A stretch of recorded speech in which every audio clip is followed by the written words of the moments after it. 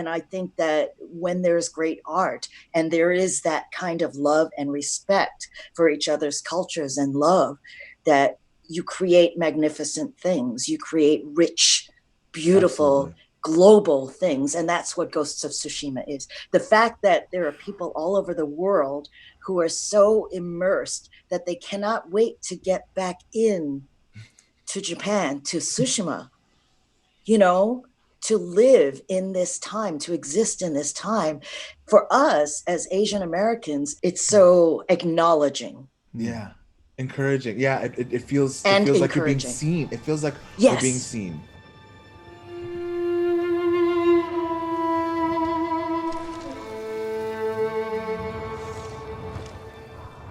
Hello, everybody. Y'all ready?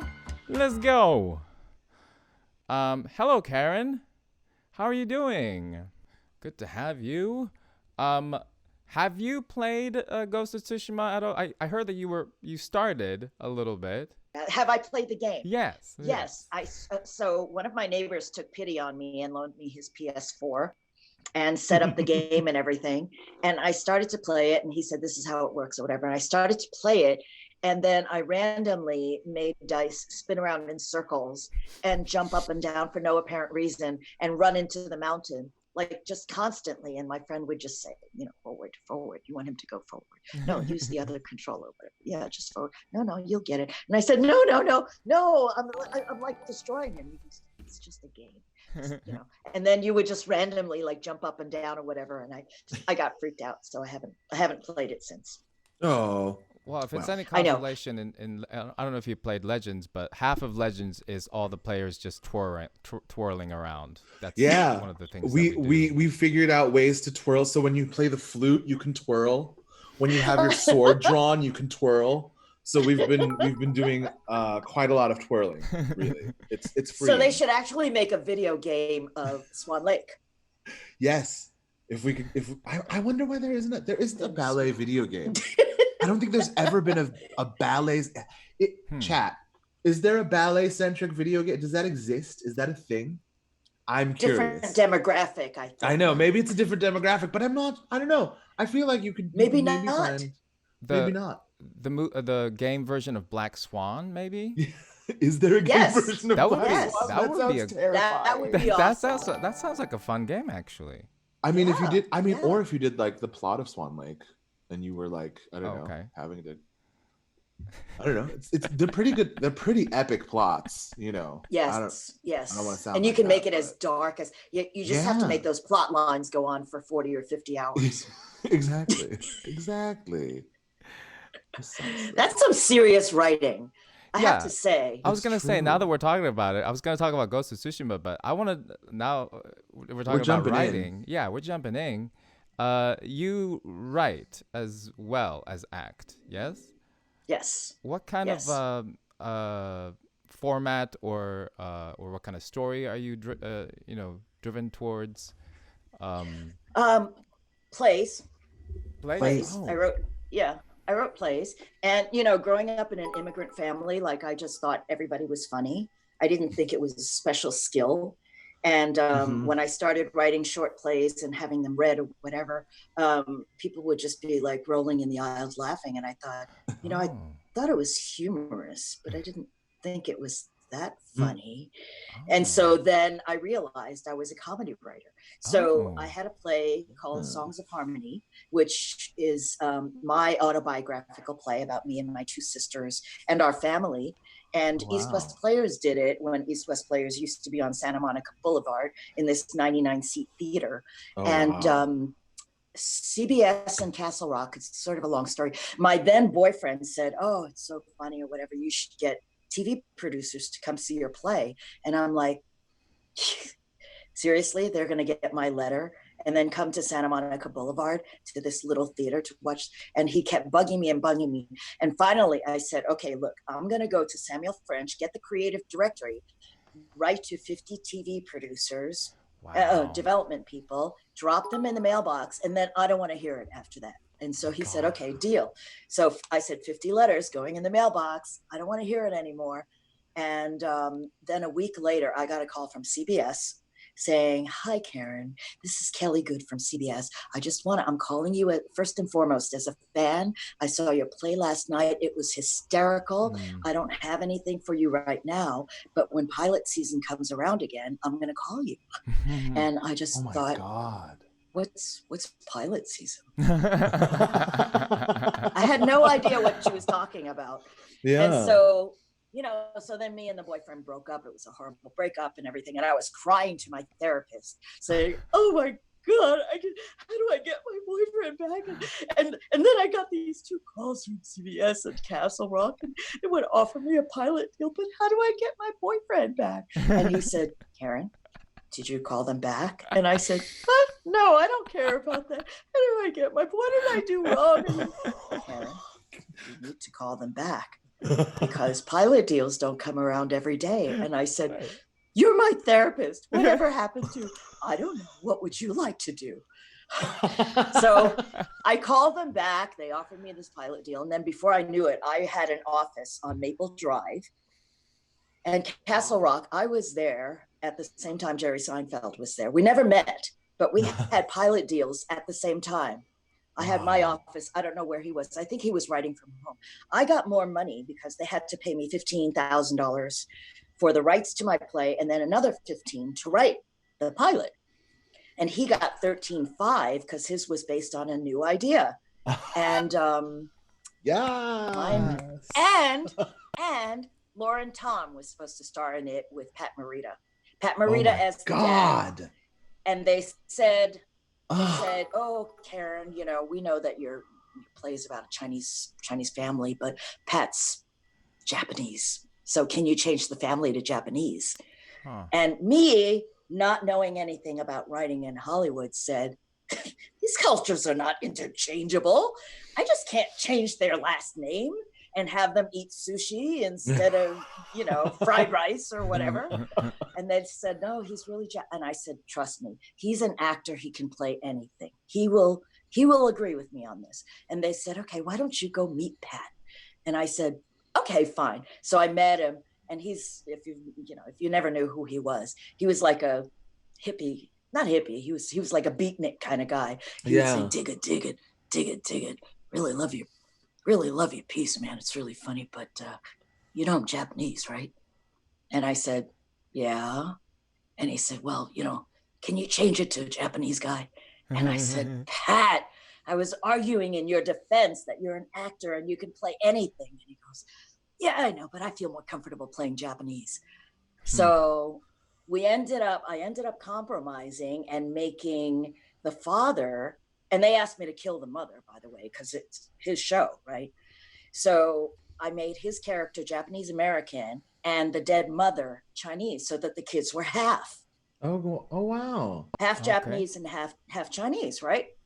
So they had an auntie who came from Hong Kong after the mother passed away to help the family out, help him transition without his wife or whatever. And so she was making dinner in one of the scenes. She's making dinner and she's going in and out of the kitchen trying to get, because the Chinese have to get their food on the table hot all at the same time.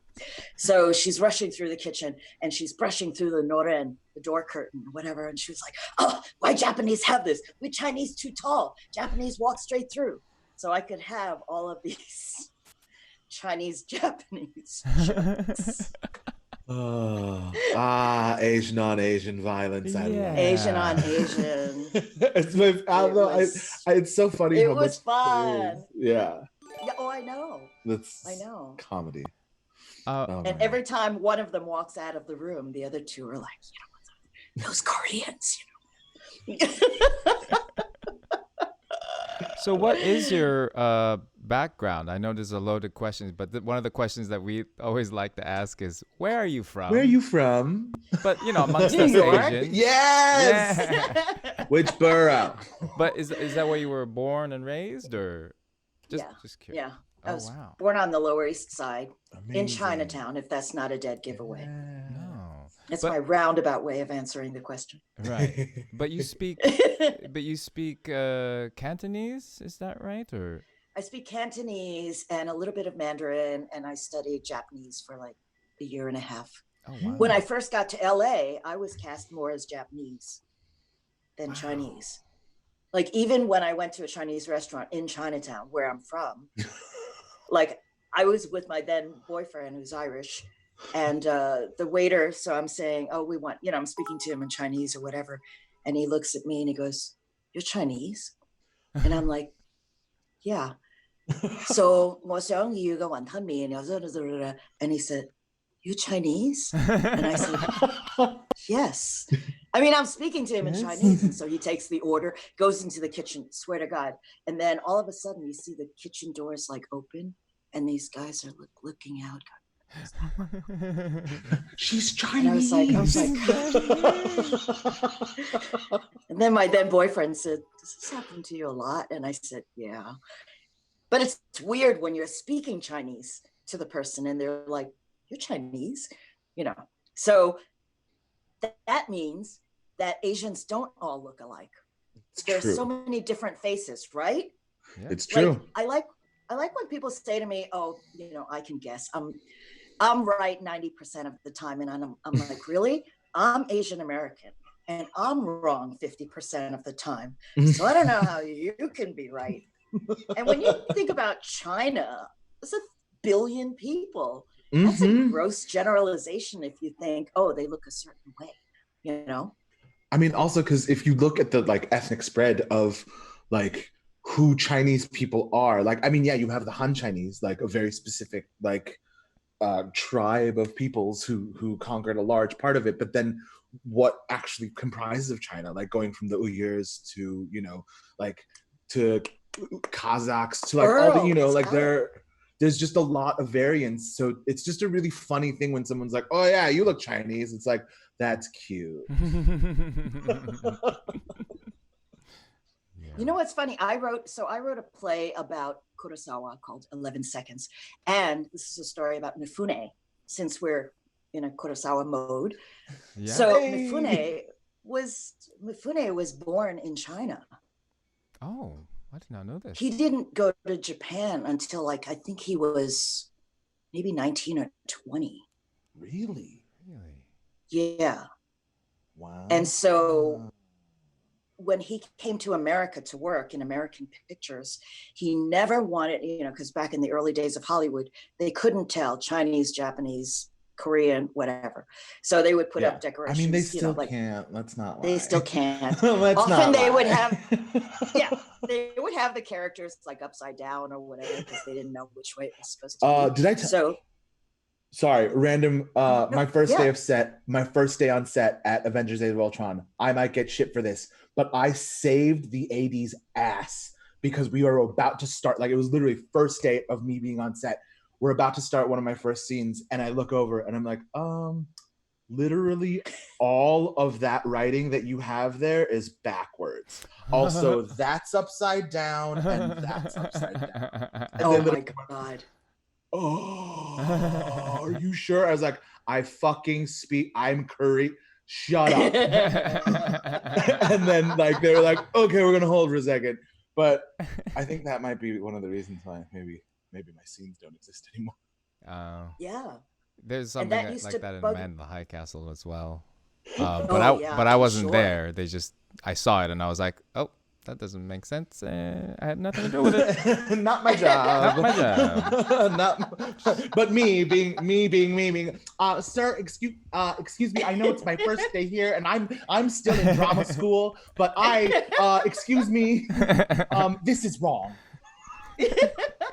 You must fix that. Oh dang, yeah. So you started out in New York. I read here that you still have an apartment there. Is that true? I read here. What are you reading? Sorry, we have a document. You have a document. Karen, we do research. I do research. Oh my gosh, you sure do. I just read the research. It's like, thank you, Earl.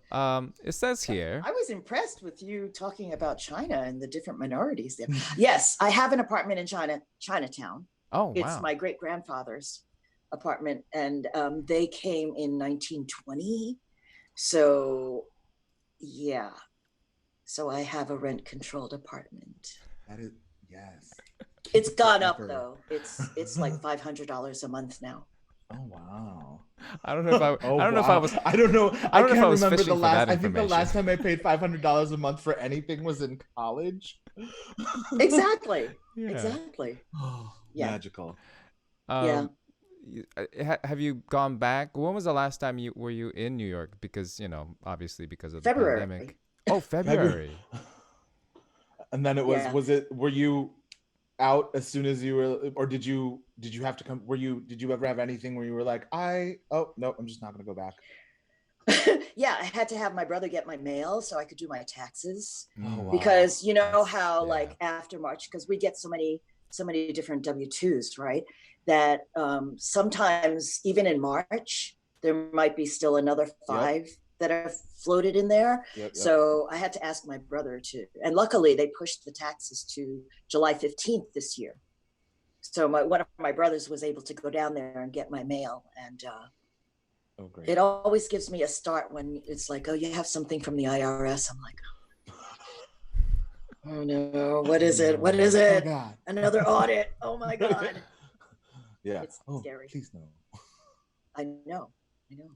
Horrible. Yeah. But yeah, I usually go back, maybe 10 times a year, I guess, to New York. But so you haven't been back there. What do you miss most about New York? The food. What? No, LA I miss food is not. LA food is good. It's good. LA food. But I no, it's told not New I York. told It's two of different. my sisters that we have better Chinese food here in LA now than in New York. It used to be that I wouldn't eat Chinese food. I mean, I've been here a long time, but in the early days, I wouldn't eat Chinese food here unless I had to. Oh. And I would just wait until I went back to New York and have Chinese food. But now I told two of my sisters the Chinese food here is better than New York. And they were like, oh, please. And I said, no, I'll show you. And I took them to San Gabriel Valley. I was going to be like, were you in Monterey Park? Did you go to that SGV? Yes. Love Monterey Park, Alhambra, San Gabriel Valley. Mm-hmm. And I brought my mom out here. My brother came out, one of my brothers came out last year also to attend a digital content. He's an artist. He's a caricaturist. So he came out and I said, do you want to bring mom out? So while he was attending the conference, I would take my mom. And I said, Mom, wait until you see all our Chinese. And she said, I know, Chinatown. And I said, no. It's not China. Yeah, all Chinese restaurant. I know. And I said, no, you don't know. We have 15 cities that are mostly Chinese. Cities with their own mayors and their own libraries. And she said, yeah, like big Chinatown, like Flushing. And I said, so when she came out here and I kept driving, and she would see the Chinese signs and she said, wow, the Chinese so smart. They built all this? And I said, yeah. And she loved it. Every day I took her to a different dim sum restaurant. Very impressed. Nice. I mean, you could get lost in all of the I mean, I don't know how it is now, but pre-COVID, you could just you could dim sum hop to your heart's delight through the SGV, like it. Yeah. Magical. Yeah. And like most Asian cultures, you would go to one restaurant to eat a certain thing. Like this place has really good hagaos. Mm-hmm. And then you would go to another place to have the steamed dumplings, the soup dumplings. Yeah. And then another place that has the hand-pulled noodles. So, yeah, they're all different. Oh, man. I know. Food. Now I'm hungry. Remember dim sum? Yeah. Remember hanging out with other people? Remember ordering food from the carts and it being lovely? I know. Oh, remember having interactions with other people? I know. Remember yelling across the table because it was so loud? Oh, God. Yeah. You mentioned your family. What is your family artistic as well? Yes, my dad had ambitions to be an artist, a fine artist. But then at the age of 11, he was the man of the family, and there went that. So he became a mechanical engineer. And then in my family, there are 5 kids in my family, and everybody is an artist. So my parents are very disappointed. I have a sister. My sister is, she was an art director. She does, graphic design. And what else did she do? She used to do, you probably don't know him. Neil Lane was a jeweler. There used to be a time when at the Oscars, there'd be two famous jewelers, Harry Winston and Neil Lane. And so they would say, what are you wearing? Oh, these are Neil Lane, or these are Harry Winston. She used to do, and she still does, the stuff for him, all the graphic stuff. So whenever Oscars or Grammys or whatever, she would have to watch and then get all the tear sheets of who was wearing Neil's jewelry to put together a thing about him. Yeah, so she's an artist. And then my other sister started off being a violinist, but then she got married and had kids and discontinued that. And now she's got these great kids. And then her daughter, actually, my niece, one of my nieces lives in Tel Aviv. She works for Keshet. And Keshet is a,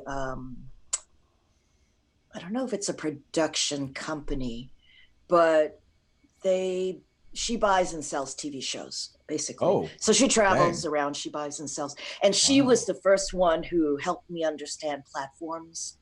So for instance, we have Law and Order. And they sell the franchise, basically, that they call a platform, to other countries.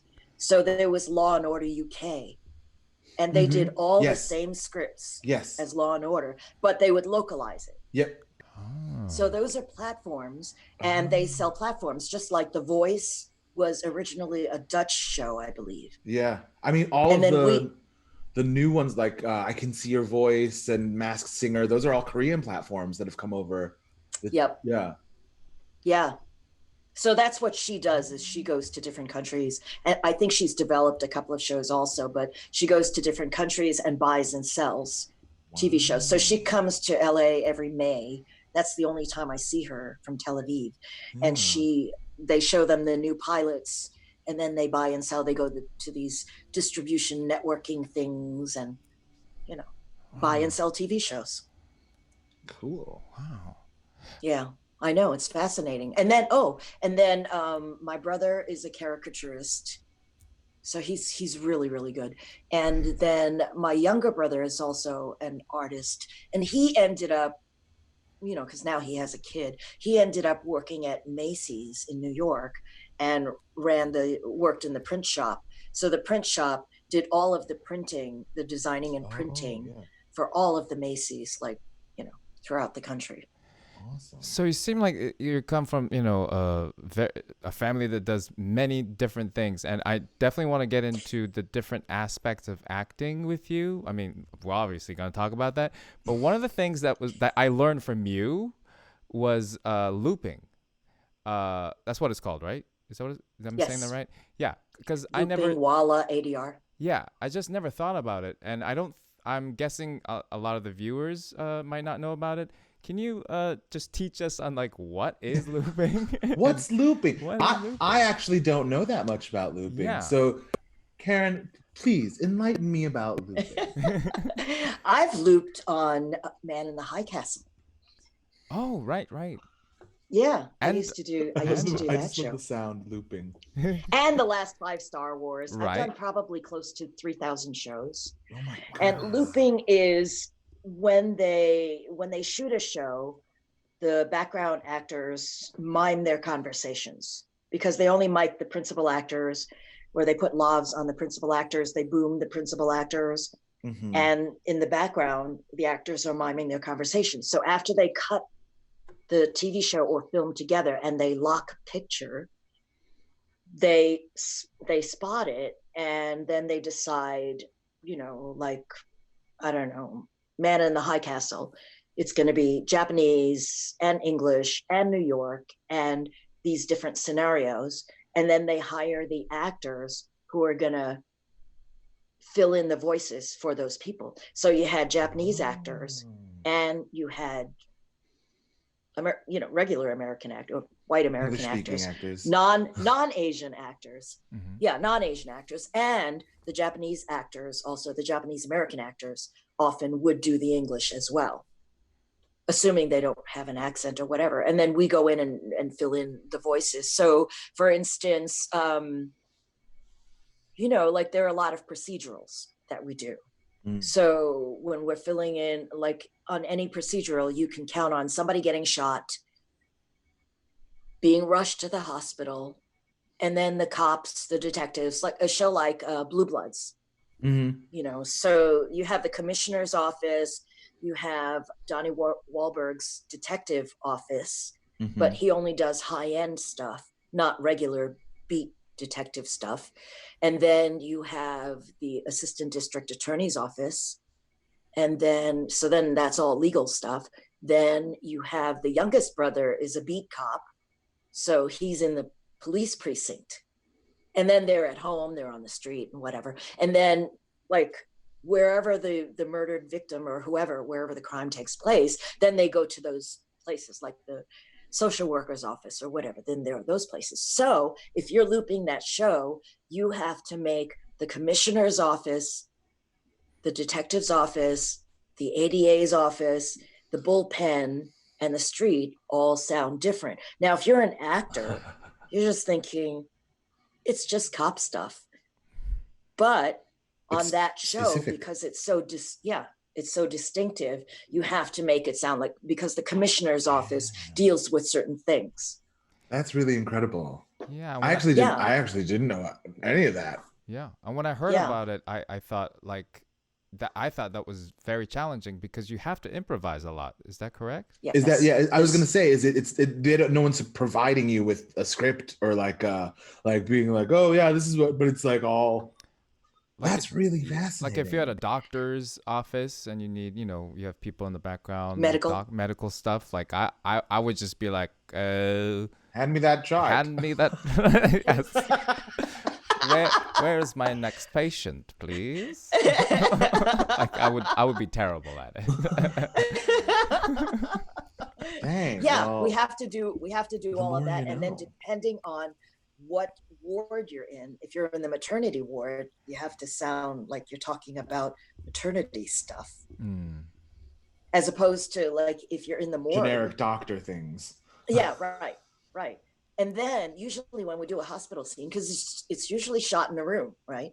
And so in order to make it sound more like a hospital, we do hospital pages. So it's Dr. Cohen, please call extension 5672, Dr. Cohen. All of those announcements. Yeah. Even though when you go into a hospital, sometimes they don't have those anymore. Right. Yeah. They have pagers and texts and whatever, but we still do that to make it sound like it's a hospital. It's TV. Yeah. But it's really a challenging and fun job. And to answer your question, Earl, sometimes certain things are written, like for instance, if there's news reports and they want it to be specific to the scene, the plot that's happening in the movie, then the writer might write certain, to counterpoint what's happening in the scene, or to augment, or to further the plot, or to add confusion, or whatever, any of those things. So sometimes, like, the most frightening thing is sometimes people, this actually happened. The coordinator said to me, the coordinator is the person who hires the actors. He said to me, Karen, so these people look Vietnamese, so can you speak a little Vietnamese here? And these people have cameras around their necks, so can you speak some Japanese here?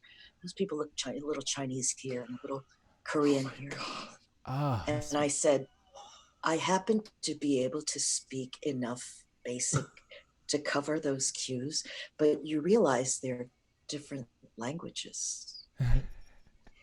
And he said, I thought they were all dialects of Chinese. Yikes. And because he's your boss in a public situation, you don't want to embarrass the guy. So I had to say, well, it would be the equivalent of me asking you to speak a little Dutch here, a little German here, Russian here, and Spanish here. He said, oh, they're different languages. And I said, well, they're different countries. Oh, that's Yikes. that's the Asian American nightmare. Yeah, Actor I mean, nightmare that's, right there. that's it. No, I'll though. tell you a worse nightmare is the time I was looping on a show and they said, oh yeah, so Karen, there's this Chinese lady or she looks Chinese. She's sitting at a desk. She looks like an anchor or whatever. So it's about 3 minutes long. Can you, give a stock report in Mandarin? Oh 3 no, minutes. 3 minutes. Oh my God. And you know that stocks, even in English, is its own language. Yeah. Like, even though we all speak English, we can't get up and do a stock report. No. Or talk about stocks for 3 minutes. The Dow Jones Industrial Average fell 5,000 points, and now we're all in a terrible depression. That's about all I can do. Well, and then you hate to get those numbers wrong. Like one time I was looping something, and it was a soccer game, and I said, wow, it's wow, so they're up 12 points, and then afterwards they said there's no 12 points in soccer, and I was like, oh, sorry, I don't play soccer.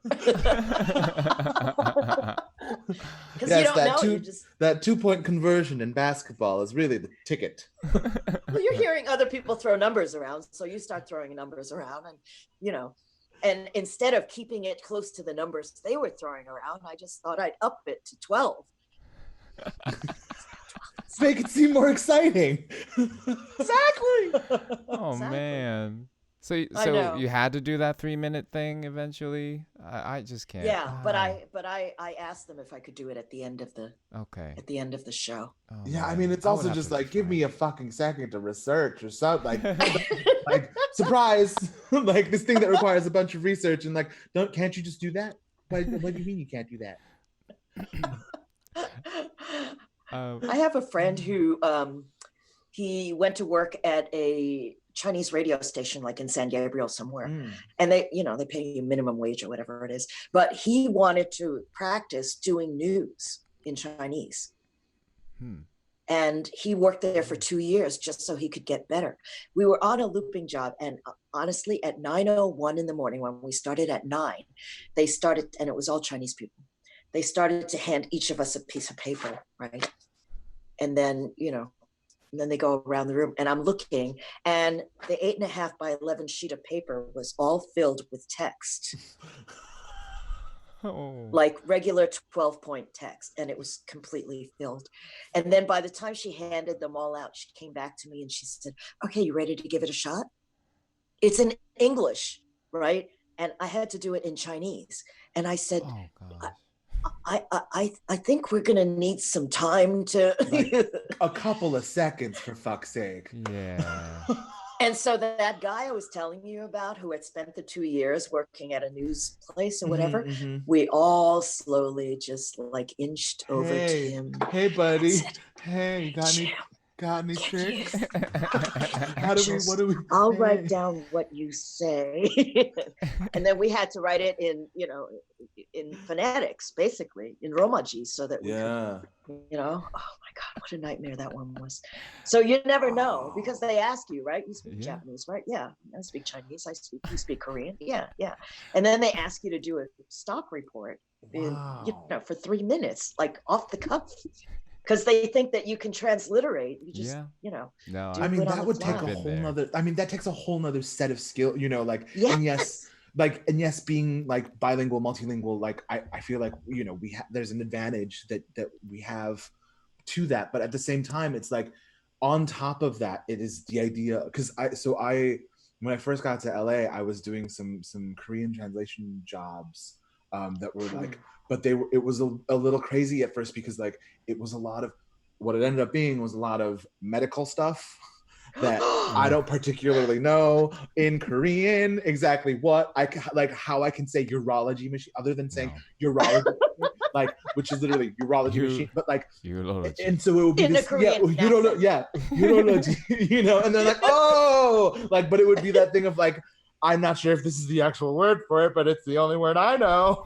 Oh my Yeah, God. that's one of my pet peeves. If I get a script in English and they tell me to do it in Japanese, audition, that's fine. But if I get that at a job, I tell them you have to pay me translation fee because that's not my a job. completely different skill. Or Like, get me a coach. Yeah, to or get do me a it, coach. Yeah. You know? Yeah. I want to segue into Ghost of Tsushima memories. Okay, we should go back. We yes. we And jumped the hopefully- gun. We were originally going to start with Ghost, which is fine. But hopefully where the these tide memories takes us. are more positive. Yes, hopefully they're more positive. These are positive. We survived. Oh, them. that's true. That is true. We are stronger and smarter from it. Yes. What is your earliest memory with Ghost of Tsushima? Is it an audition or How did your journey start? how did your journey start? Yeah, an audition. But you know, those VO auditions come in like, you know, they usually send them out at the end of the day. So you get 4 and then you just do them as quickly as you can. And then I don't know what your experience was, but after I auditioned, it was some long time afterwards Right. before I then went to the callback at Sony PlayStation. I think it was at Sony PlayStation, right? And then we're let into the room, and then I met Nate Fox. Yay. So then I was like, wow, look at this. And Nate's like, so what you're gonna do is, okay, in this scene, whatever, you know, you blah blah blah, blah and here the, and I'm just like taking everything in because it's a big hangar, basically. It's quite impressive. It's enormous. For the first time, like getting into that vault, you're just like, whoa. Yeah. It's fun. It's cavernous. And then the unicolored props that were brown, weren't they brown? They were like a weird, I feel like they were like a gray tan. Gray? Maybe we Gray all just tan, remember. gray tan. I feel like we just all remember them as weird, different colors. They're like that neutral, forgettable color of like, yes, this is a prop. I am the most nondescript pop ever to be a prop. Like, it was terracotta color.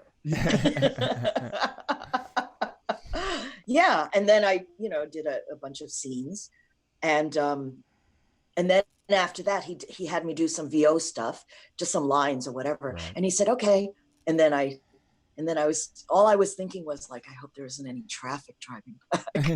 You know, being in. I mean, because it is all the way on the way, like it's a long drive. Yeah, it's a ways over. Can you? Was I? I wasn't in the room. Was I? Can you remind me? Because I did a lot of. You weren't. These. Wait. Okay. Wait a minute. I don't remember. But so I don't think you were there. So you did do. Wait a minute. Were you there?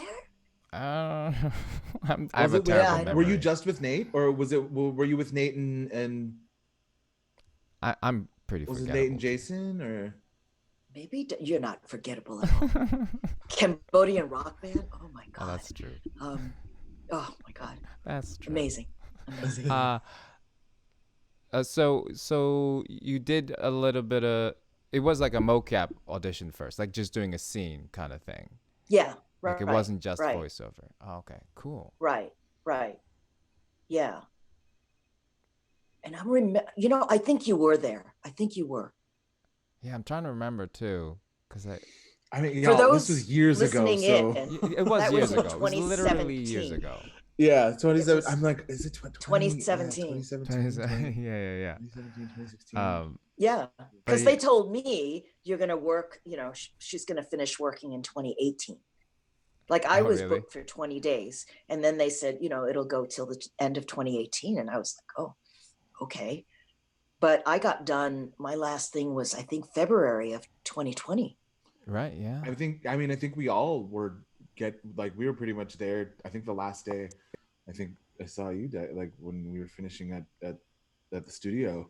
Yeah. Because it was literally just all right, we just gotta get all the scraps. Right. Because I feel like it was all just a lot of like, I was making a lot of noises, a lot of oofs, uffs, emotes and whatnot.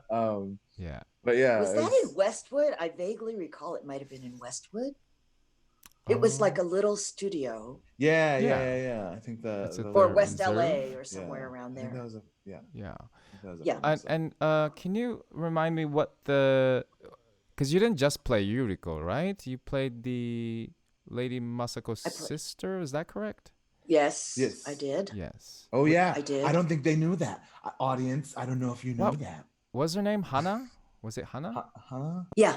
Hana. Okay. Hana. Yep. Mhm. Yeah. Yeah. Yep, that's right, audience. Yep. Oh, chat's blowing up right now. Yeah. You can't see it, Karen. Yeah, chat. Everyone's just like, "Pow! What do you mean?" Yeah, I'm gonna have to go back and watch that. That's Watching it was watching it was great because because I knew who you were, and you know, Yuriko and Hana is like polar opposites of each other. Mm-hmm. They are. It's such a great, like, you know, two sides of a coin of like, oh, the most perfect cinnamon bun oba-chan ever, and then like just like, I hate my sister. That's range. Totally. That's range.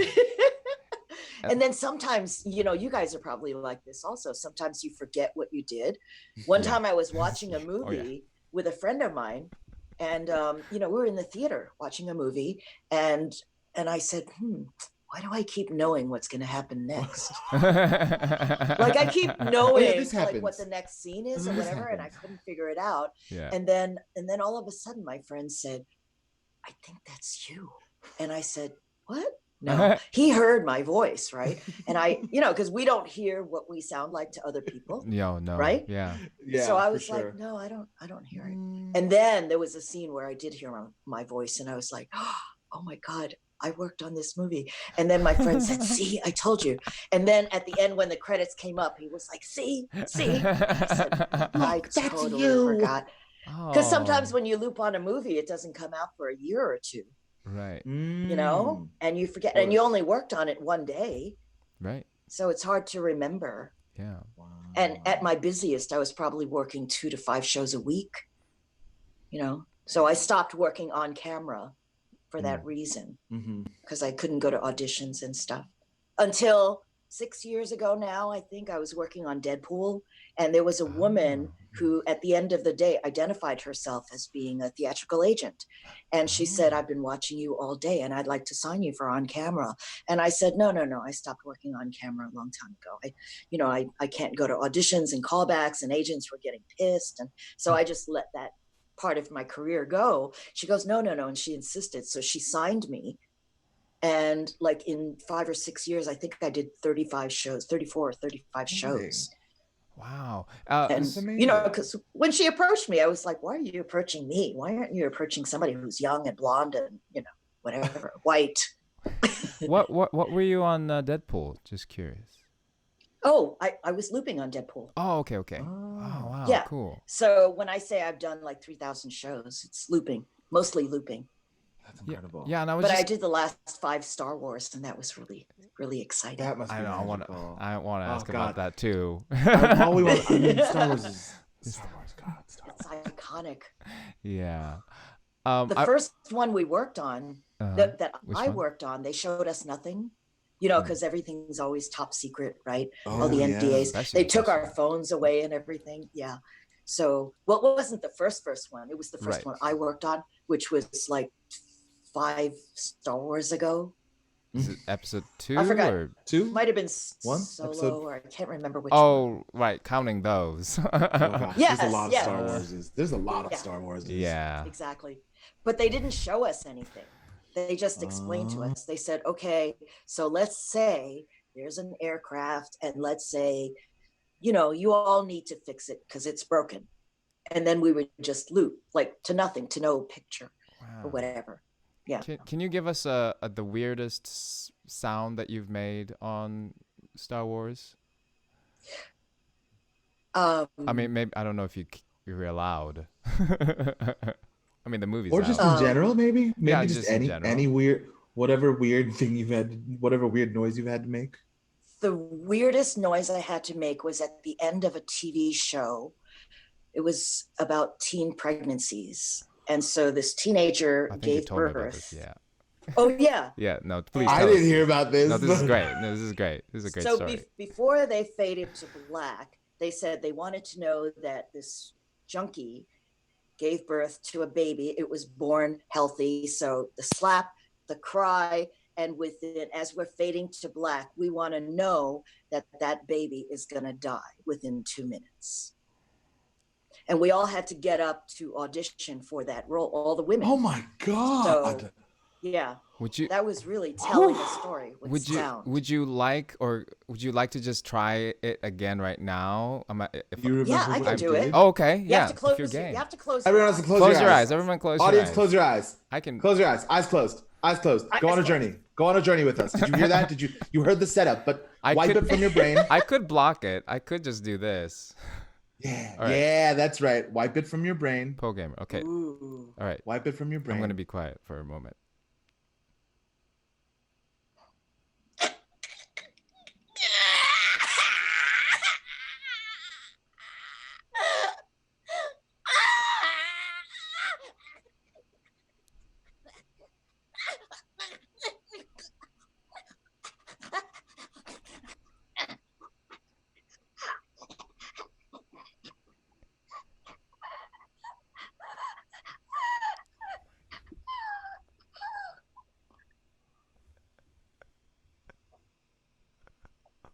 Fading to black and gone. Whoa. That was. Oh my gosh, that's chilling. I was chilling. Oh my God. I just realized you should have muted me. Why? What? No, I'm not muted. You should have taken my video off. Oh, we took Oh. all the video off. Yeah, I took all the video. It was, yeah. it It was just completely darkness, which Oh, is great. dark. Oh, good. That's how you want it. Oh my goodness. wow. That was a journey. That was, oh my God. See, that's There was another art one. right there. There was another one that I did. I'm not going to repeat it, but there's a movie called Hostel 2 Oh, okay. Yes. that's all about torture. I'm aware. Right? People going, going on vacation on spring break in Europe. And then getting trapped in a hostel that they Getting think they're trapped. being backpackers, cheap, economical Exactly. backpackers, spending a cheap night at a weird place in Europe. But no. Yeah, they get tortured. Murder. So they kept saving me. Every time I jumped up to do a cue, they said, no, Karen, save yourself. We have something. Save yours. And I'm like, what? We're gonna and every need time you. I just, We're gonna no, need you for the no, big we're gonna need guns. you. So then the moment came. It was a Japanese schoolgirl, tourist, who, of course, gets led into this thing, and she gets tortured to the point where her eyeballs fall out. Oh, okay. And we did in looping what's called, when you say, they go, Karen, do you want to see it? Do you want to see the scene? And I said, no, I'll chase it. So they said, it's about 2 minutes. And I said, okay. So you're fixated as an actor, you're fixated on where that character is. And you're watching that character. Whatever that character is doing, you're, all of that, right? To the point where she gets abducted and everything, and then tortured and strangled and everything, and screaming until her eyeballs pop out. So I just told that to my class a couple of weeks ago, my voiceover class. And one of the actors in my class, James, I know he's watching this, he found it on YouTube. Oh. I've never seen it. Oh my Oh. God. I've never seen it. I've only looped it. And then, of course, during class, he's so savvy. He said, oh, I think I just found it or whatever. Oh. And he said it's on YouTube. I had no idea. Wow. I've All right. still Well, never seen it. I was like, oh, chat I wanna sleuths, see that. if you want it, you can go find it. Wow. But yeah, you're asked to do all kinds of interesting things. That's incredible. It's the VO world. Wow. Billy always asks this question. I don't know if he's here, but I'm just gonna ask it for him. What was the most embarrassing thing that they've asked you to do? Which I don't know why he In asks Ghost? this. I know. I don't know Ghost. why he asks this He asked that. question. I don't know. He did ask that question last time as well. If there was something, I can't think of one. I don't know, because none of us farted or anything. Yeah, right? So I mean, no one had or any. belched.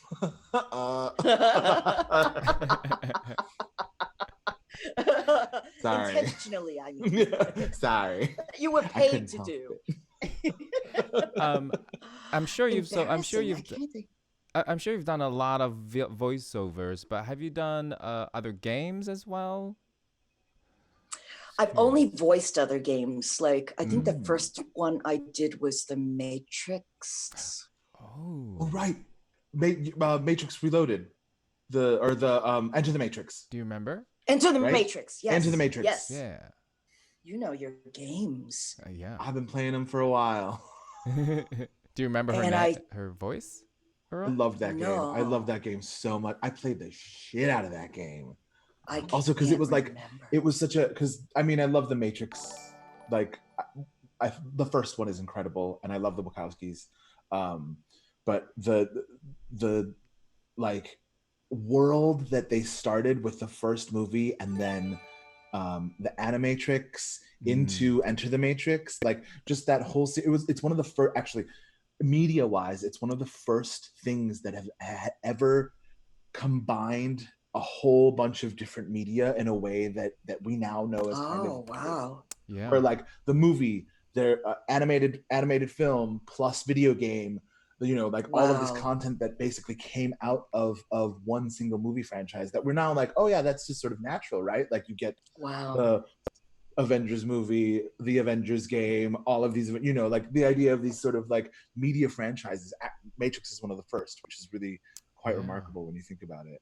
Yeah, it must be so exciting for you watching this particular field and artwork evolve over the years. Yes, absolutely. You know, because Ghost is gorgeous. Yeah, and again, it's that thing where like, every time I talk about, I think video games in general, one of my big joys and comparisons is that it's sort of like we're reimagining a novel, just in the fact that we've taken, really, other than a novel, it's very rare that people interact with a piece of media for such an extended period of time. Like, you know, like just that idea of like, I will pour hours and hours and hours of my physical time into absorbing and living this thing.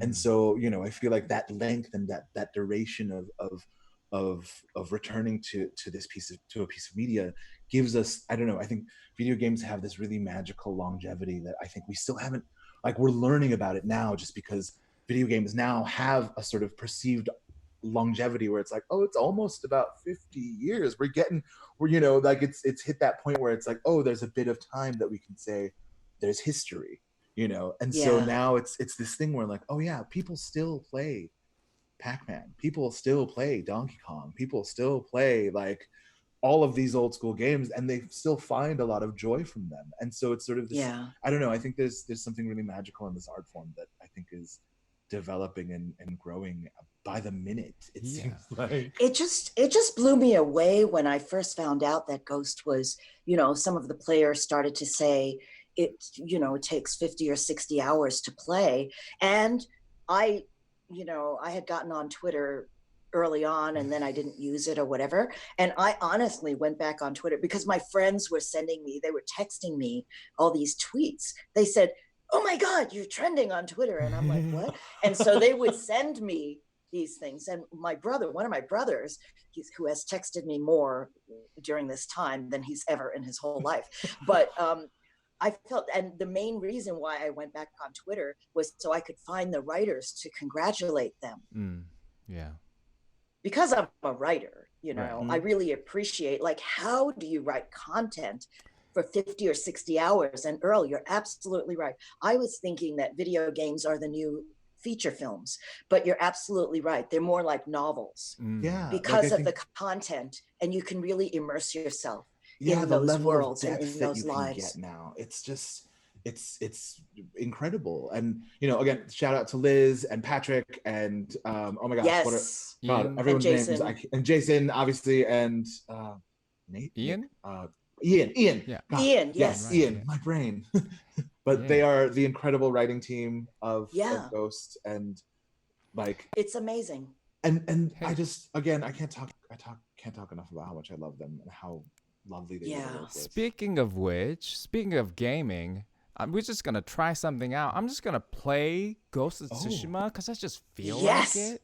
Yeah. All right. Yes. Play a bit. Yeah, do it. Play a little bit. We might play a bit, and we might talk about a particular scene. that may be happening? I don't know. I just really like this mission. Maybe this Uh-oh. mission doesn't think that there's something that's gonna happen. I don't know. I'm just Maybe following is this. that Uh-oh. thing? Mother would take me on long walks in these hills. Oh wait. And teach me Oh. about the Oh wait. Am I at the wrong place? I need to reload it. Wait. Just I saved kidding. it. Just kidding. Hey, J. Kill. Wait. I thought We take back all of those things we said about pro gamers. They're almost there. Oh wait. Wait. Because I thought I saved it. Hold on. I'm gonna go back. Keep talking. It's like a reality show now. Sorry. It is kind of tried like to a do reality show, yeah. Pro gamer move, but hold on. I've gotten to the point where I really love watching YouTube now because as an actor, we watch so much artifice, I mean, like media, right, is artifice. But when I watch YouTube or I watch the news or whatever, it's watching real people behave like the way they normally behave. Yeah. And on YouTube, it's just so fun watching all the different people doing tutorials, and they make a little theme for their show. It's like, want to find out how to use a miter box? I'll be right back. And then they have a little theme music or whatever and come back. Hey, I'm Joe. I'm going to show you how to use a miter box. This here is a miter box, whatever. See these slits here? That's where you want to put your saw. And then you're, whatever. Oh Karen, my God. I wish there was an animated series. fascinating. I wish we had an animated series that was on YouTube now that is literally you playing Joe, having a YouTube series about explaining basic tool things. I would subscribe to that. I'm just saying. That's an idea. Animators, if anyone's out there, contact Karen. I think you got a hit on your hands. I'm about it. Oh my God, that would be so fun. Okay, so fun. sorry. I actually And we're back. did mean it to do it at that moment. I just didn't think that I was gonna ride just a little bit longer than expected, but that was exactly where I wanted to do it. I just didn't have confidence in myself that I got it right. You need to believe in yourself, guys. Sorry. Such an Asian thing to do. I've got to be wrong. You gotta believe in yourself, guys. You gotta believe. Sorry, I'm gonna move us because it's gonna get dramatic. Here we go. It's gonna get dramatic. Do you see the ghost flag? I saw the map. It's really lovely.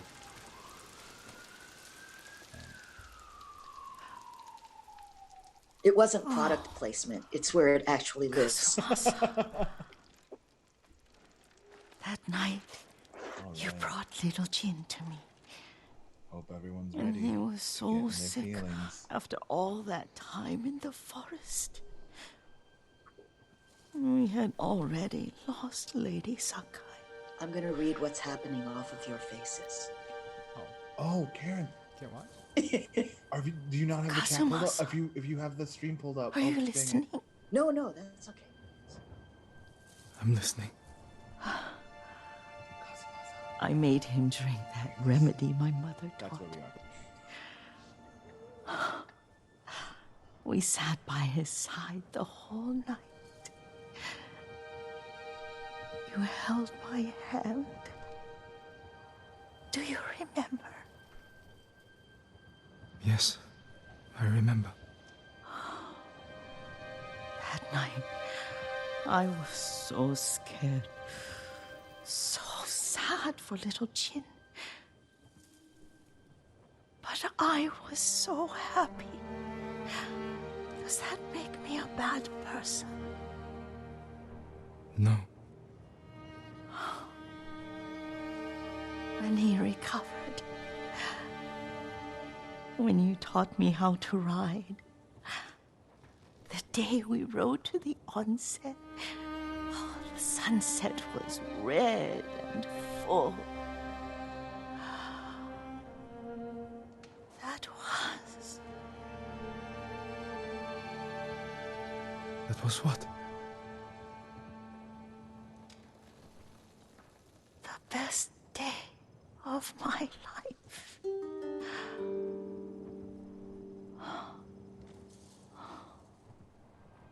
It's dark, Kazumasa. Tell me what you see. I can see playing. all the way to Yuriko. I remember the war. A tragedy for all the clans. Karen, would you like to pick your final? Would you like to pick the haiku? Castle Kaneda. Oh, I wish let's you have Karen weren't pick the there so haiku. Oh, this often. is not a Why do you haiku. say that? You have Oh, right, many it's not. It's responsibilities. just the observations. I am grateful for the time we Is share. there a haiku? No, But my brain's I I couldn't even always think want straight. more. Oh, I'm assuming that I should have said spoilers, but I'm assuming everybody knows. So. yeah. Spoilers It's if the you don't temple know where in we're going Kushi. with this. You can see the I'm pagoda. I'm over here bawling like I pray there like a for wee you baby. and little Jin and my family. Jin is lucky you take such good care of him. Now tell me what you see. Yuriko?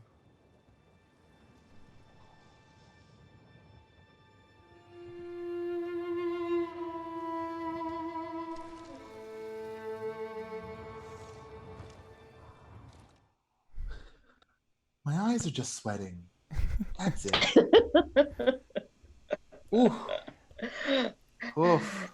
Sorry, you were not able to watch with us? No, I was remembering. Oh, yes. Yeah, do you remember that day? Do you remember that day? Do you remember that day?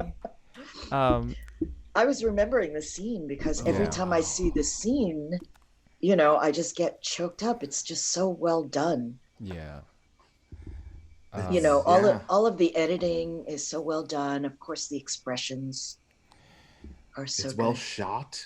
Yeah. Like, you know, it's just the idea, like the way that, I mean, the cameras don't really exist when it's being made, but the fact that like just the way things were framed, the way things cut, like just and even the interactivity of it. Like this is one of those moments in this type of storytelling that I find so like Yeah. heartfelt and revolutionary in creating that empathetic real connection. And replaying it, because I had to kind of replay it to get to that point in the game. I was reminded of the gameplay of it, which is basically I come to you and we go to an onsen, one of the where your memory strongest memories is, and you're hungry or you're weak, so I get food for you, and then you kind of you disappear when I bring Right. back the game, and so I have to find you, and then you're falling down and you talk about your mother, like you were following your mother.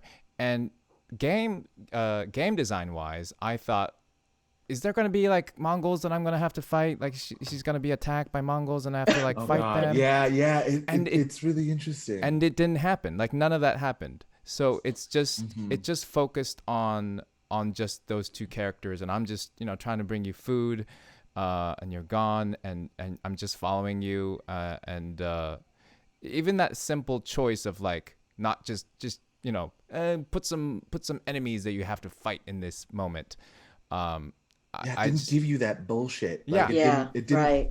bog you down with gameplay bullshit. Yeah, exactly. And I And even in have that a lot of respect moment for when Yuriko, gets lost and Jin is, he comes back and he's looking for her. There's that opportunity, there's that tension that's built up because he gets more and more worried. It's like, oh no, where did she go? She's not here. Mm-hmm. And then it allows him to express his closeness to her by how worried he is. That also helps to build up to that last scene. Yeah. And then, I love the moment where she calls him by his dad's name, and then there's that moment on you, Dice, we could see you like in that moment with, wait, did she just call me? Should I tell her? Should I correct her? Right. I mean, that's such a real thing. Like it's such a choice. It's such an active choice. Oh, it's so beautiful. Yeah. It's so beautiful. And then the whole part about, tell me what you see, that instead of saying, I can't see anything, my eyes are going, I mean, a poor writer could have said that, my eyes are going, I can't see, tell me what you see. And she just tells him to, tell me what you see. And then when he looks back, it's just such a beautiful choice, writing wise. And I think in one of the interviews, somebody had asked me, how do you portray that? How do you build that tension? How did you know that that was happening? And I said, it's in the writing. It's really all in the writing, because, unlike Dice and Lauren, I didn't get the whole script. But they were saying, if you didn't get the whole script, then how did you know that certain things were happening? And I said, it's so clear in the writing when she calls Jin by his father's name, what's happening. It's such a simple choice. It's an implied choice. And the best writing is when the text is buried way down to become subtext. Yes, absolutely. Yeah, and nuggets of wisdom, everyone. Are you writing? Class, are you writing this down? Yeah, especially writers out there. Yeah.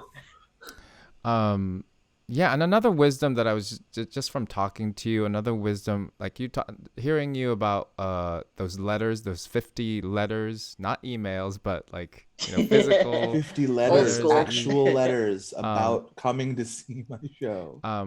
That and the fact that you just did your work and even with the looping and finding an agent, like you just do good work, and people tend to find you. I believe that. I believe that that's how it happens. Yeah. Like I told this story, I may have told this before, but I told it to my class, is that I was looping. So they would bring us in just for Asian stuff, for the 2 Chinatown scenes or the, J-Town scenes or whatever, or K-Town scenes.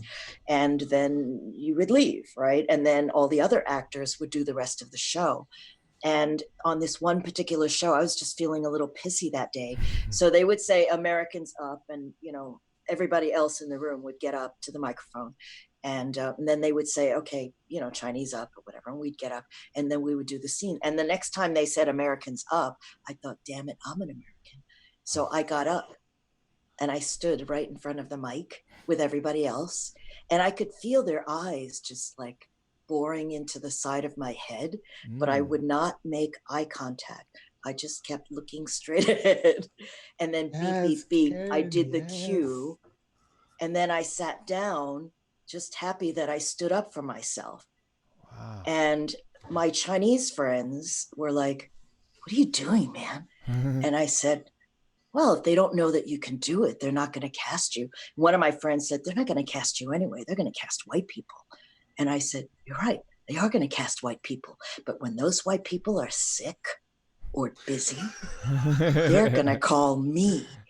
And then now they're like, oh, yeah, well, you work more than anybody else. And I said, yeah, because you guys are lazy.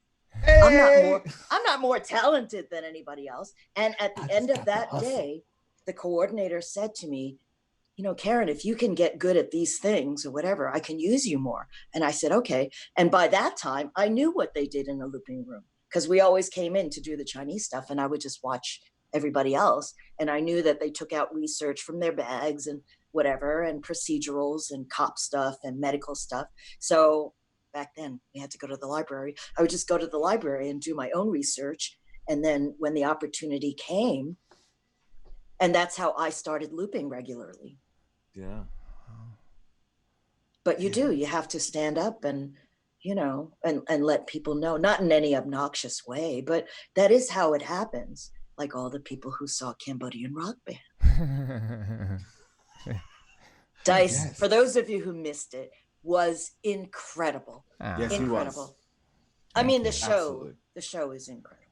Oh, thank you. The whole show is incredible. But also, before we get any further, Karen, since everyone's really enjoying all these incredible nuggets of wisdom from Karen, if you're interested in learning more, right, Karen's actually going to be starting a 6-week course for y'all if you want to take it.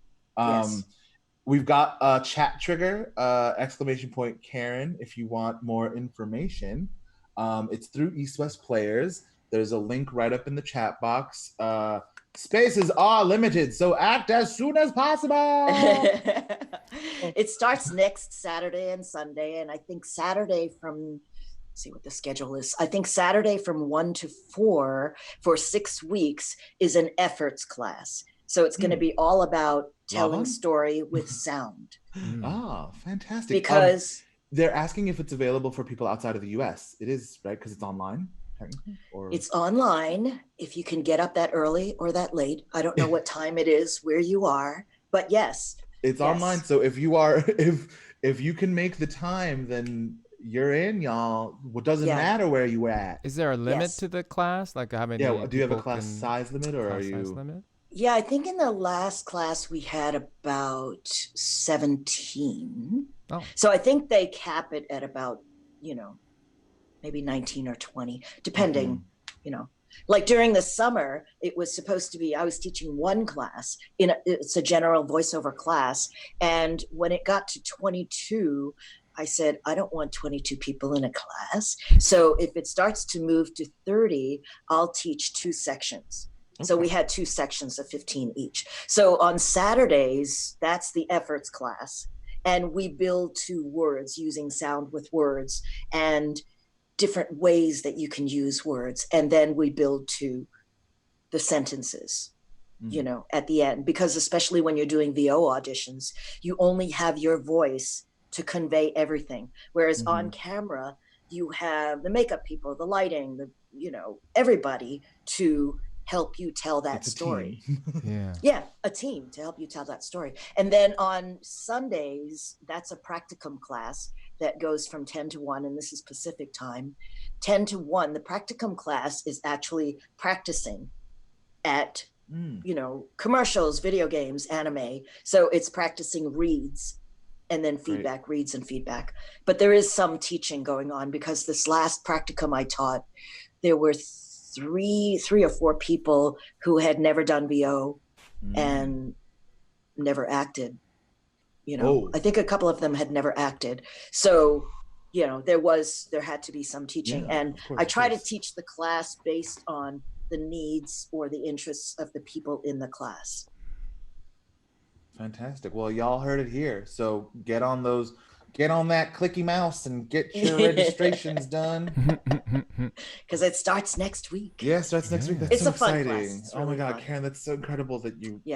It makes me really happy that you're getting to share your font of knowledge with everyone. Like that's really fantastic. I nearly cried today because it was the last day of my general VO class, my basic VO class, and 2 people said that I was only the second teacher they ever had who was a person of color, and how much it meant to them.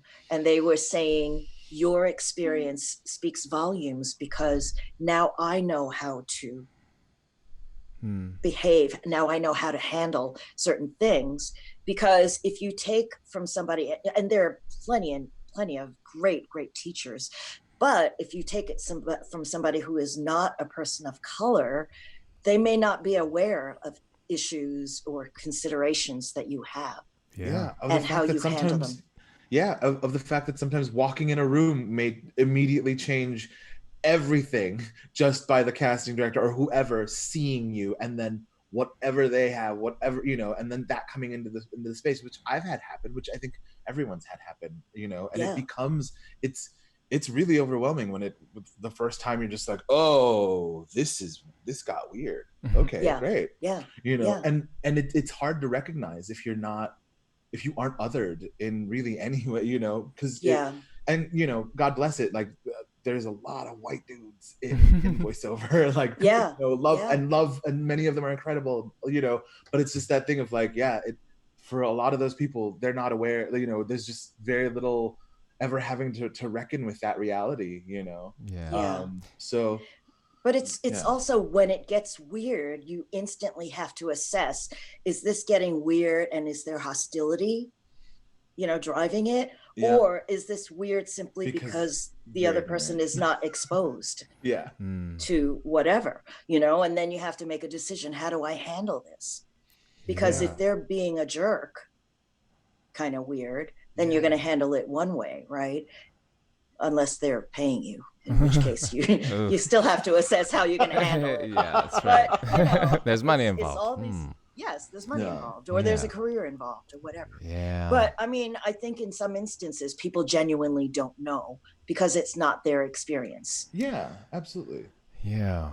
Yeah, I mean, that's one of the reasons why Ghost of Tsushima's experience, and even now, like after the game has come out, like, and talking to you about it in front of viewers, talking to Leonard last couple of weeks ago, um, it's, I don't know what the word is. It's just really comforting to just know that I'm not alone in this journey. Like, that's Yeah. going through similar stuff, So yeah, just, And how incredible it is being an Asian American and having this game that was created on love of Kurosawa. mm-hmm. And there was love every step of the way. Yeah, Because absolutely. I've watched their interviews also, and how they, checked with all the experts, the martial artists, and how you do this, how you dress, what would the clothes look like, what would a peasant wear, all of that stuff, because of the love. They didn't want to get it wrong, to the point where, like, Japanese game directors were like, we should have made that game. Why didn't we make that the game? Or Yakuza whatever. director. Yeah. Yeah, exactly. And it's just so incredible. It's the love. And I talked about this in one of the things I wrote about Kurosawa. When Kurosawa made Seven Samurai, it was because of his love of American Westerns, John Ford's Westerns, that he made Seven Samurai. That was his version of the American Western. Yeah. And then Seven Samurai, then Right. they It turned made into the feedback Magnificent Seven. cycle The loop. Magnificent Seven. And then after that, the Italians were inspired. So then they made the spaghetti Westerns based on, there's all this, it's a whole love fest, right? Like a cultural love fest, Yep. Yeah. which I love.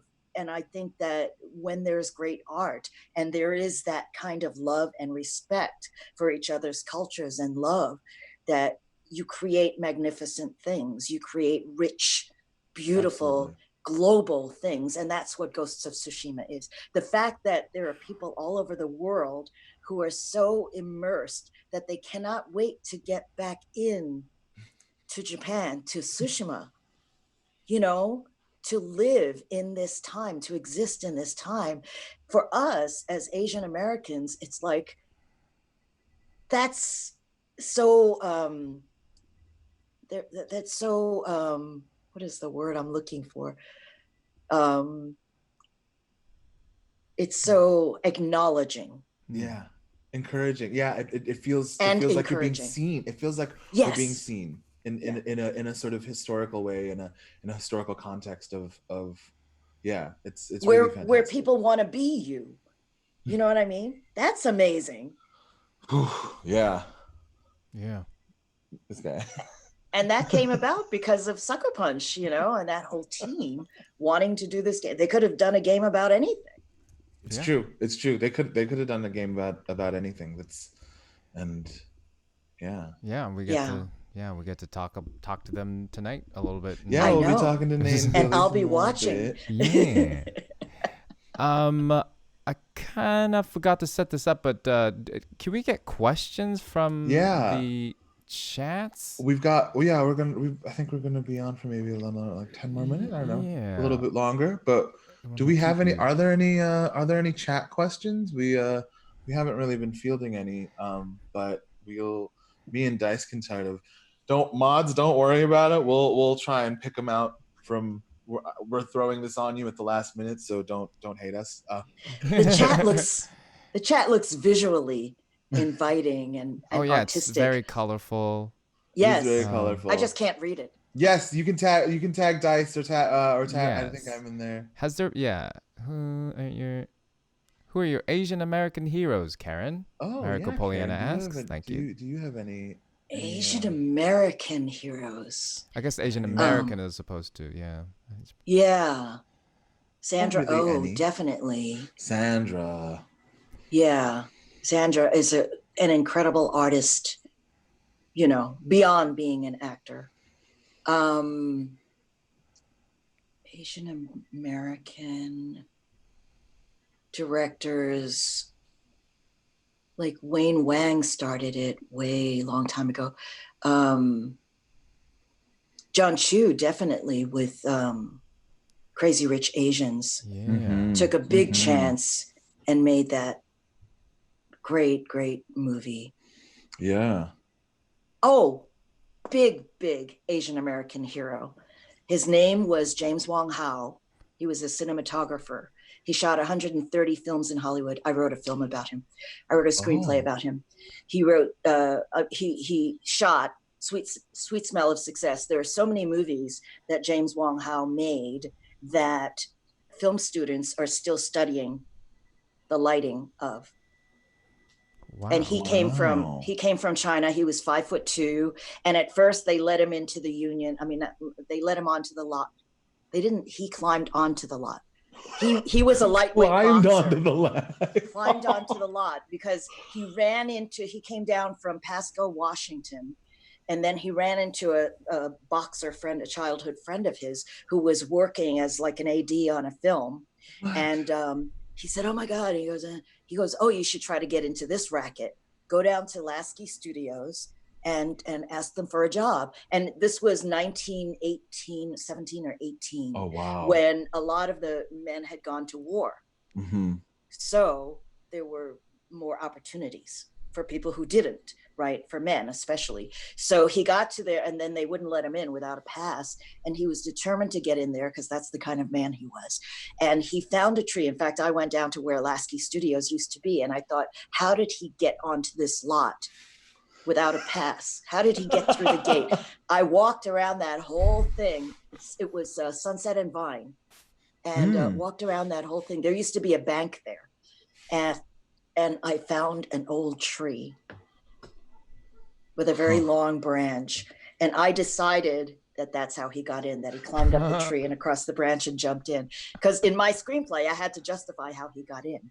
But and there's someone in a tree. Exactly. So then he started working. He said, "I don't care, give me a job sweeping the floor or whatever." He went on to become one of the greatest cinematographers of all time. Wow. Yes. He's one of my That's incredible. Heroes. Yeah. You heard it here first. Hero. Yes. Great question, James Wong Howe. Yeah. James Wong Howe. Yeah, you want to go? Marnelli was asking, Marnelli, who is one of our mods as well as Soccer Punch employee, and Hi, one Marnelli. of our fantastic humans. She's asking, has Karen heard some of the stories that people have been sharing on social media with you who felt deeply connected to Yuriko's stories? Yes, and I'm glad she brought it up, because I just launched this encouragement for people, because people have been tweeting about Yuriko helping them to remember elders that they had who had certain afflictions, aging afflictions, and how much it made them cry and remember their elders. And so I just put out this challenge for people to make short videos about their elders and post it on social media by December 1st. And oh my God, I forgot what the hashtag was. Keeping your memory. Yeah. I think keeping your memory. Hashtag keeping your memory, so that we can see it. So we can see, because it helps to amplify the issues of aging, which is what they were doing when they were tweeting. But it's an opportunity for them to make a little video. It could be a monologue. It could just be them telling the story that they posted. It could be an interview with somebody who remembers someone. It could be a short film. It could be a little scene from a play, or anything they want to do, or a memento that they have from their mother or grandmother or father or whoever, or nanny. Somebody said their nanny. But that was inspired by the fans tweeting about their elders. Oh, that's fantastic. Yeah. That's really beautiful. Thank you so much. Thank you. Retrospective asked, what would you say to an Asian creator trying to break out into the industry? So, like, what kind of advice do you have, other than all the things that you've already gave us a lot? She's been laying some gems out there. So, but if there are any other go-to advice, are there any other go-to gems that you have? Yes, there was one that I was telling you guys when we were teching about David Milch, who worked on NYPD Blue. He was a brilliant is a brilliant writer. And he had said to me, he taught a class at the Writers Guild. I was a member of the Writers Guild, like I said. And he said, okay, I'm going to teach a class, writing class, to the first 300 people who come in. And we were like, what? Anyway, we were in that class. And then at the end of it, he said, this was 10 weeks he taught us. And then he said, I'm going to meet with each and every one of you. And when my meeting came, he said, tell me about yourself. You know, you're writing or whatever. And I told him I got this sitcom pilot deal. And he goes, yeah. And he goes, yeah, it's nice that you got the deal, but you know, they never mean to make that pilot. They just give out those pilots because they owe somebody a favor or whatever. And I said, well, then he said, yeah, they'll never let you into the tent. And I said, well, how do I get into the tent? And he said, you make your own tent.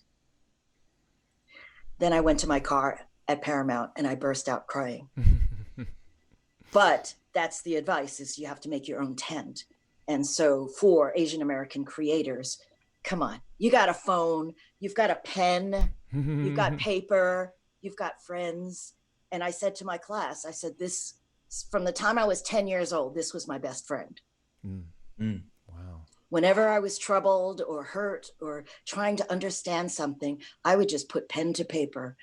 And it was like a Ouija board where it would just start to tell you what you're feeling. It's just magical. So, you know, I mean, it's all democratized now. You can shoot a film, and directors have done it. You can shoot a film on your phone. You can make a great film for 1 minute. You can make a great film with no sound or no dialogue, but with sound. You know, just be creative. Use what you have. I'm very DIY MacGyver. So use what you have. Just look around your house. That's also very Asian. But use what you have to try to, you know, if you decide like, okay, I'm going to tell you a little secret. I was going to shoot a film during the pandemic. I was going to shoot a film by myself, which I still might shoot. And I thought, how can I move the camera if I'm shooting myself, right? And it was hot that day, and I was looking at my fan. Yeah. And I said, hey, wait a minute. So I got 2 big rubber bands and I fed them through the grill, and I attached my phone to the fan and put it on myself. And then as the fan, you know, it was just like, so that's how we got. Use what you have. Yep. Wow. That's what I gotta say. And the other thing I said to my class that I want everybody to hear is also, don't ever disqualify yourself. Let other people do that.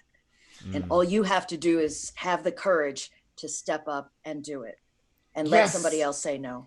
Yes. But don't say no to yourself. Don't say, oh, you know, I'm not ready, I'm not good enough or whatever. Just grin and bear it and do it, and let somebody else say no to you. Yeah.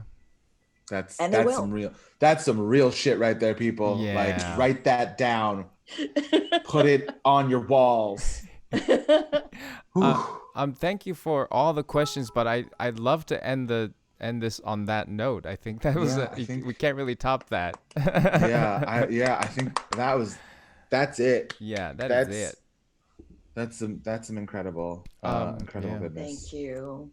Thank you, Karen, so much for being here. Thank you. For being a role model and you know. Yes, thank you for thank you for paving the way. Exactly. Thank you for paving the way. Like, I don't know, just even the balls of you in that moment of like, we're Americans, and you going up there, like, that shit makes me so fucking proud. Yeah. and so grateful. And really, we wouldn't be here, you know, if it weren't for, you know, you truly and Mako and, you know, Pat Morita and Lauren Tom and all those. And Gede Watanabe, when you posted that you were eating he made you pesto or something, I like what is squealed. Like, I like freaked out. I was just like, oh my gosh, like, legends. I've known Gede since we were late teenagers. Oh my god. Like 19 and 20, I think. I mean, around that in and of itself, I just think, you know, these are the y'all are the you know, you don't consider yourselves giants maybe, but y'all are the giants whose shoulders on which we can even exist on, you know. And so are you guys giants to other people. Right. You are. Hopefully. Yeah. Yes. Get on our backs. Get on up. Get on. Let's keep Here's climbing. my coattail. Especially, and I think that's why, that's partially why we do this, we do the Twitch, like we want to bring people up, bring the viewers up. So yeah. We could keep talking, but we gotta get ready for the next stream coming we up. gotta get ready for the 7 next p.m. Oh gosh. I'll be watching. Yeah, Nate and Billy is coming up. Tell them I said hi. Speaking of legends, more legends. Legends on legends on legends. Yeah. Yes. So thank you again so much. Thank you for being here, Karen. Thank you to the viewers who to all the subscribers and followers. And all right. I'll see you soon. We'll see y'all soon. Okay. Bye.